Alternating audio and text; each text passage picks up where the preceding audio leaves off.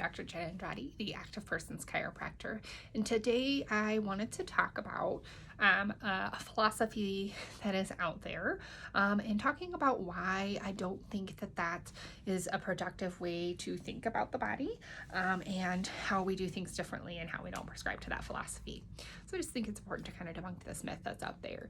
And the philosophy is no pain, no gain. Many of us may have heard this growing up in a lot of different settings. And the philosophy really kind of, the gist of it is that we should just kind of not acknowledge the pain and just move through it and continue doing what we're doing. And I strongly disagree with that, and I educate my patients accordingly. So as we've talked about in previous videos, recently, pain is a signal from our body. It's telling us that something is wrong and that we need to do something differently, and that if we continue doing whatever that thing is, that we might cause more damage or harm to ourselves. So I think it's really important to understand what it means and listen to it.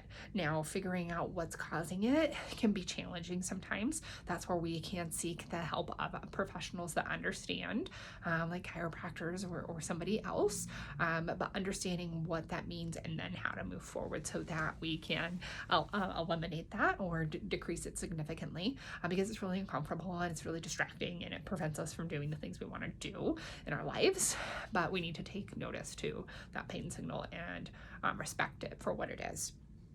So I don't use that philosophy in my office. If something is painful, we need to understand why, and we need to figure out a way to make the body feel safe, because that's why your body is putting out a pain signal. It doesn't feel safe for whatever reason. So we need to figure out why it doesn't feel safe and then provide the right environment for it to feel safe so that muscles can relax, joints can move properly, and we can start getting that pain signal to decrease. Decreasing inflammation is another thing that will help with that.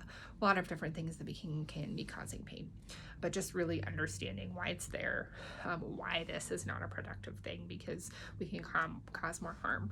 So I just thought it was important to touch base on that, just because we've been talking a lot about pain, what it means, and how we can manage it. So it was just something that was on my mind that I thought would be important to share with you guys. Hope you found this helpful. Thanks for listening. Dr. Jen Andrade, the Active Persons Chiropractor.